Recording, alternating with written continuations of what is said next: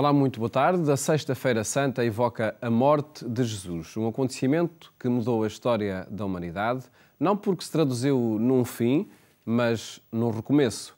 E é esse acontecimento que falamos nos próximos minutos com o Padre João Lourenço, diretor da Faculdade de Teologia da Universidade Católica Portuguesa. Uma conversa que vai partir dos textos da Bíblia e da experiência vivida em Jerusalém em cada Sexta-feira Santa. Padre João Lourenço, boa tarde. Muito Obrigado boa tarde. por estar neste programa. Um dia feito de silêncio para os cristãos, na contemplação da cruz, a olhar esse acontecimento da morte de Jesus. Podemos dizer que é dos acontecimentos da vida de Jesus em que os textos da Bíblia mais se aproximam da realidade dos factos?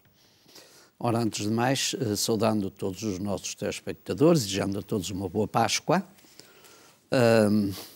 Como sabemos, nós temos uma narrativa muito completa, muito detalhada, eu diria muito bem construída, fazendo, por um lado, memória do acontecimento e, ao mesmo tempo, em alguns casos, concretamente mais em São João, que nos chamados sinóticos Mateus, Marcos e Lucas, com já uma interpretação teológica do próprio acontecimento. Certamente que os textos narrativos da paixão, e quando digo paixão estou a dizer o conjunto paixão, ressurreição, são certamente aqueles que estão mais próximos do acontecimento. Porquê? Porque eram também aqueles que davam mais vida, mais consistência, mais fundamento à experiência de vida cristã das comunidades. As comunidades começaram por acreditar exatamente a partir do mistério pascal de Cristo. Toda a construção narrativa que os evangelhos nos oferecem nascem a partir daí. Ou seja, a partir da celebração da Páscoa, do mistério pascal, então a vida de Jesus é iluminada. Vai-se à procura, diríamos nós, em palavras muito simples, vai-se à procura de conhecer quem é este, que é o fundamento da nossa fé. E então vai-se caminhando, eu diria quase fazer um processo do futuro para o passado e não do passado para o futuro. Essa proximidade com o decorrer dos factos pode comprovar-se também pela forma como morriam na cruz, como morria na cruz quem era alvo de processos? Sim, há muitos aspectos muito próximos, narrados em textos extra-bíblicos sobre formas de morte que estão próximas de Jesus. Portanto, a narrativa da crucifixão tem toda a fundamentação histórica. Aliás, conhecemos inclusive, apesar de haver autores que dizem que o judaísmo não conhecia a morte por crucifixão, não é verdade. O próprio rei, um dos reis, pelos anos 70, 80, terá feito uma carnificina de fariseus que lhe desobedeceram, pregando-os na cruz, à volta de Jerusalém, para assim, de alguma forma, intimidar ou opor a população em respeito acerca deste rei. Portanto, agora, a crucifixão também era aplicada por romanos. E isto é tão comum porque é isso que leva, de alguma forma, as autoridades judaicas, não querendo assumir as consequências de eliminar uma pessoa que tinha muito prestígio e que arrastava, eu diria, pacificamente, as massas, diríamos nós hoje, embora estas massas sejam relativas, não é? Mas arrastava naturalmente, era esse o perfil de era Jesus. Acarinhado, era aceite, era visto como um profeta, era visto como alguém que inova e que traz uma mensagem libertadora. Naturalmente transferiram o ónus e eu diria a parte negativa desta crucifixão para as autoridades romanas. Portanto, a documentação acerca da morte de Jesus é muito consistente. Os evangelhos sinóticos, portanto, como já disse anteriormente, Mateus, Marcos e Lucas, estão muito conformes. São João pega no mesmo acontecimento, dá-lhe uma dimensão teológica diferente. Porque se é verdade que nos três sinóticos a paixão e a morte de Jesus é um facto apresentado de forma dolorosa, em São João é apresentado como uma glorificação. A paixão não tem nada de doloroso. Jesus é sempre o Senhor que domina, controla os acontecimentos, que se entrega numa fidelidade grande à vontade do Pai, e isso é, eu diria, porque São João vê que a cruz é um trono.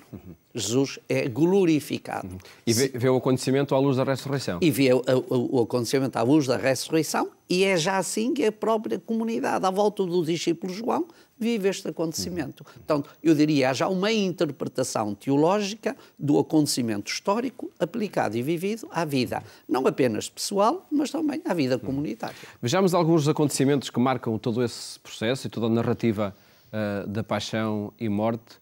Desde logo, a entrega de Jesus, a traição. Sim. Portanto, o primeiro momento que se encontra, eu até iria um bocadinho antes. E, de facto, os evangelhos juntam esses elementos, que é a celebração pascal de Jesus. Portanto, nós estamos na proximidade da Páscoa. Há aqui uma dicotomia, diríamos, entre dois calendários. Assim também acontecia dentro do judaísmo. Nem todos os grupos celebravam a ceia pascal ao mesmo ritmo de tempo. Uns seguiam o calendário solar e outros o calendário lunar.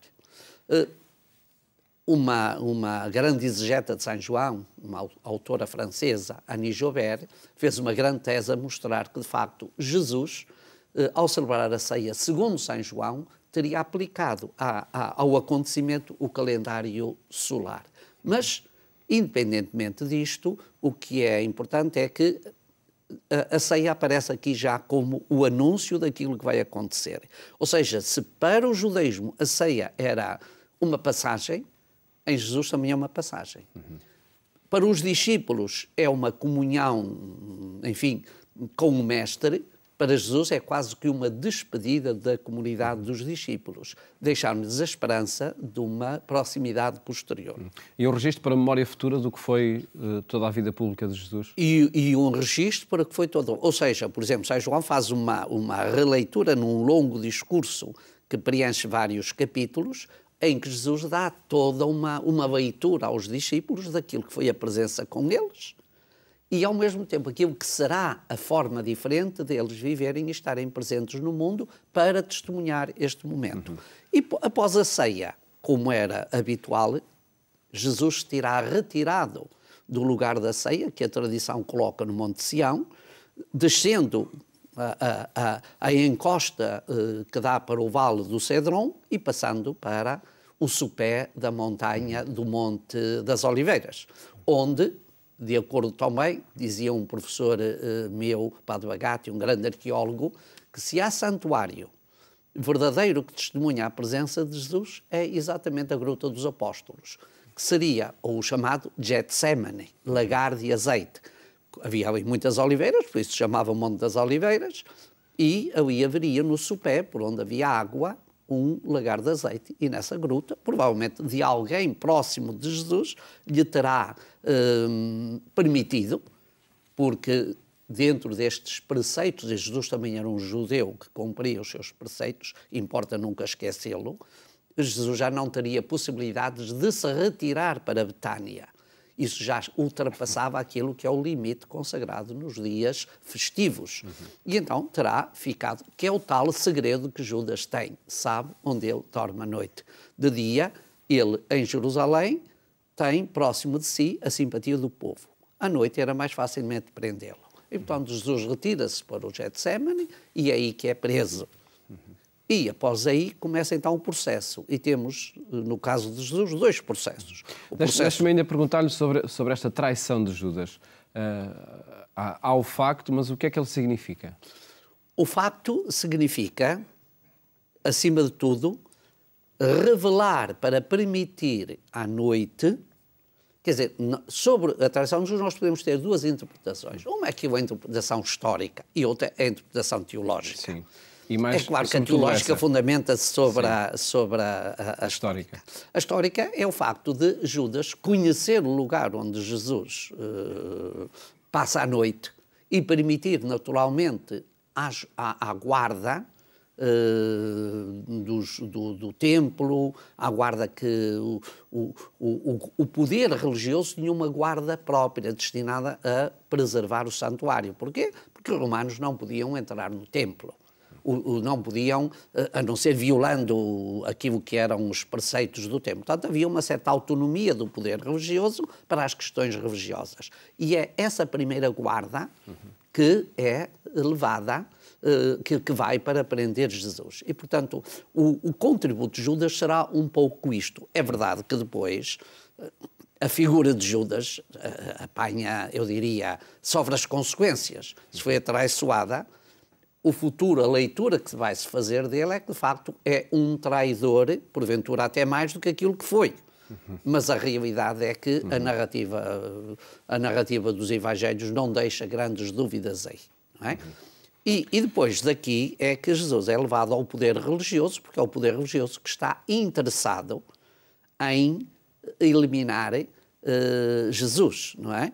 Aliás, o Evangelho de São João narra um textozinho, num texto, a seguir à ressurreição de Lázaro, dizendo que era importante que eliminassem o homem, porque de outra forma a nação poderia descambar.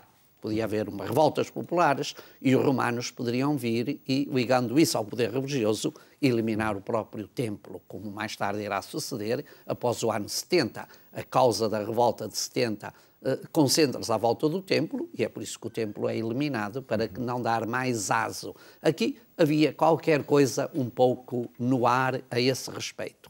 E, portanto, é o poder religioso que depois, não querendo suportar ou carregar o ónus de eliminar Jesus, o passa para o poder político. Portanto, nós temos dois processos, um religioso em que Jesus é acusado de querer destruir o templo, fazer-se filho de Deus, e o outro, que é o poder, o processo civil, em que é acusado de pretender substituir-se a César, pregar uma revolta contra o poder estabelecido, etc. E são estes dois processos que estão em tensão e que depois cada um dos evangelistas, partindo desta realidade, desenvolve e emprestam a estes dois momentos uma componente, eu diria, uma especificidade de leitura e de interpretação. Acrescentando-lhe ainda a própria aclamação do povo. E a aclamação do povo, por um lado, que é, de uma parte, parece ser prévia à condenação, é positiva, e depois, principalmente, e São João também destaca muito isso, terá sido muito negativa, quando fazendo quase que uma afirmação de fidelidade a Roma. Isto, de facto, é quase inverosímil.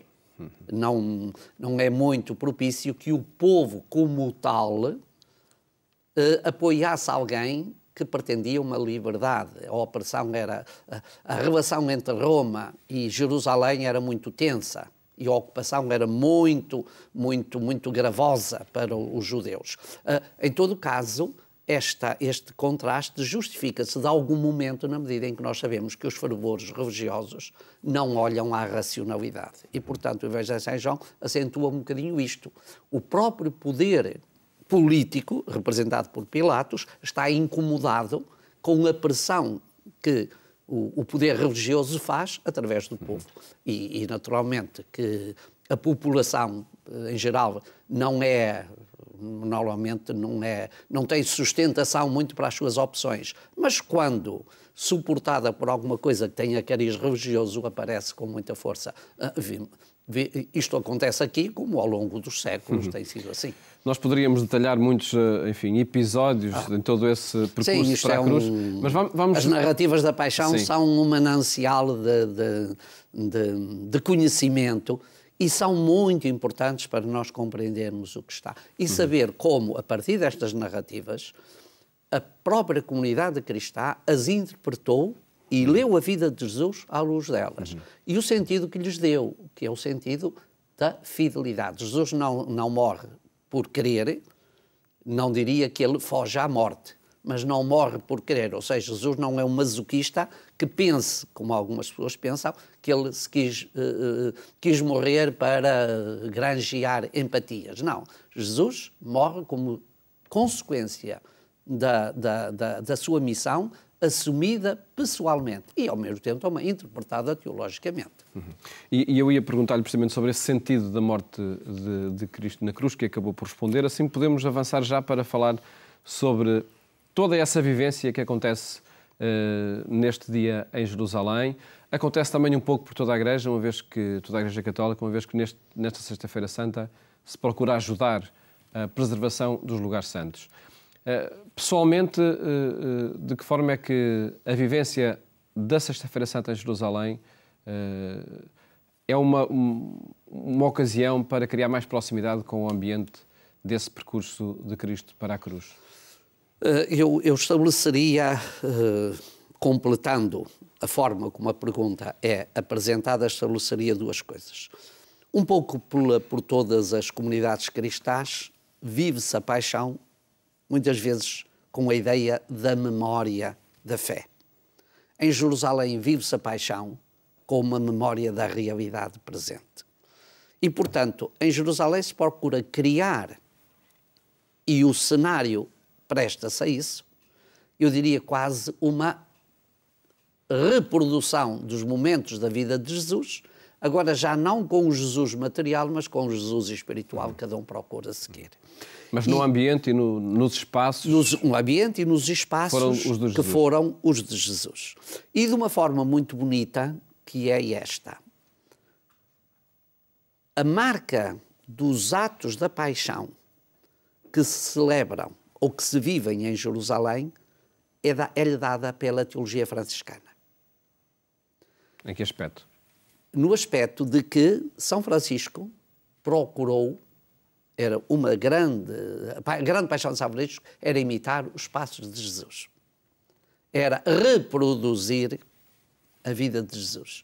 Os franciscanos introduziram esta experiência, esta vivência, exatamente nos lugares de que eles são os guardadores, os custódios, assim dizendo a nomenclatura tradicional, mas introduzindo esta vivência exatamente nisso. Não se fazem os gestos da paixão, os momentos da paixão, a via sacra, as celebrações no Santo Sepulcro, etc., como se fazem em qualquer sítio. Elas fazem-se ali para emprestar àqueles lugares, eu diria, uma atualidade. E, ao mesmo tempo, para ajudar os crentes a tornarem mais autêntica, mais presencial, mais vivencial aquilo próprio que estão celebrando. E, portanto, há aqui uma espécie de identificação entre o que se celebra e o que aconteceu há 2000 anos. Numa grande proximidade que a história e a memória do tempo não apagam. E eu acho que isso é muito importante. É verdade que o cenário, o ambiente, o contexto, as ruas, os espaços, a leitura dos textos in loco empresta a toda esta vivência uma maior, eu diria, um maior dinamismo, uma maior sensibilidade, torna tudo isto muito mais rico de sensibilidade e, ao mesmo tempo, de emotividade. Isso, naturalmente, grava fundo no coração das pessoas e na sensibilidade das pessoas que o vivem. Mas é um bocadinho diferente, porque esta celebração ali tem muito esta marca do seguimento dos passos. Eu não estou só apenas a fazer uma celebração de memória histórica, estou quase que a reproduzir a mesma realidade. Por isso é muito bonito, por exemplo, ver os grupos, que até é uma coisa que eu não faço muito, quando levo grupos, a quererem eles próprios levar a cruz, muita gente oferece-se para levar uma cruz desde o início da Via Sacra até ao Calvário. Durante a Sexta-feira Santa acontece. E na Sexta-feira Santa, logo de manhã, aí pelas 10 horas, há uma celebração da Via Sacra, que não é a habitual, que é feita pela comunidade cristã de Jerusalém, que é de facto um espetáculo impressionante, em número de pessoas, no fervor com que aquela Via Sacra é feita, e na vivência que aquelas pessoas colocam ali, portanto é verdadeiramente contagiante, é um dos momentos mais bonitos. Isto porque depois as coisas nas igrejas têm muito o condicionamento litúrgico. Isto aqui não, é de uma espontaneidade, de uma alegria. Isso apesar das tensões religiosas e políticas que acontecem também. Apesar das tensões, não há tensões religiosas e políticas que contenham este fervor nestes dias. E então, quando quando se juntam a celebração da Páscoa, de acordo com os calendários, na mesma altura, momentam com os católicos chamados latinos, ou então com as igrejas ortodoxas mais ligadas principalmente ao patriarcado greco-ortodoxo, com muita gente que vem de Chipre, de Creta, das igrejas mais orientais, da Ucrânia, da Rússia, etc. Então, o ambiente da cidade é intenso. Perguntava-lhe ainda, e para terminarmos, que convocatória é dirigida também a todas as comunidades cristãs para pensarem nos lugares santos, na Terra Santa, e ajudarem na sua preservação e, sobretudo, na manutenção dos cristãos naqueles locais? Desde São Paulo, nas suas cartas, dirigindo-se às comunidades que ele próprio evangelizara fora, sente que era importante ajudar a comunidade da Igreja Mãe de Jerusalém a manterem a sua fidelidade. Isto não é uma criação apenas de São Paulo. O judaísmo sempre viveu isto. Ao longo dos séculos, e principalmente as comunidades da diáspora, mesmo ao tempo de Jesus, já sentiam de alguma forma em si a necessidade de ajudarem a comunidade de Jerusalém em grandes sacrifícios, é verdade que se diga, principalmente em tempos do cerco romano e na década de 60, a manterem a sua fidelidade, porque isso era a condição fundamental, isso era o alicerce, era o fundamento. A comunidade cristã sentiu isso desde as origens e, portanto, ainda hoje, isso é importante. Não é aquela questão que às vezes nós pensamos manter os lugares. Isso também pode ser importante para nós os vivermos, mas também é importante dizer que nós, cristãos, não temos esta devoção à Terra Santa por causa dos lugares. É por causa da pessoa de Jesus e pela fé daqueles que seguem os seus passos. E, portanto, a oração, a sensibilização, que é muito importante, um pouco em toda a parte, através das comunidades cristãs, e também a sua contribuição, na medida do possível, é, acima de tudo, para que a fé cristã continue a ser vivida. E sejam ajudados aqueles, principalmente, que estão mais carecidos e que precisam mais do apoio da fé. Um desafio que é colocado também à vivência desta Sexta-feira Santa. Paz Lourenço, agradeço ter estado aqui no programa Eclésia, olharmos os textos bíblicos e a vivência da Sexta-feira Santa em Jerusalém. Muito obrigado e feliz Páscoa. Eu também agradeço muito, é sempre um prazer que tenho em dar este testemunho vivido, como foi dito, e partilhado, e sempre desejado, e sempre desejo renová-lo quando e sempre que me for possível. Muito bem, muito obrigado. Muito obrigado e espero que também todos os telespectadores tenham, de facto, uma boa quadra festiva. Muito obrigado. E mais logo, siga a nossa edição rádio quando forem 22h45. Votos de boa tarde, feliz Páscoa, até à próxima segunda-feira, se Deus quiser.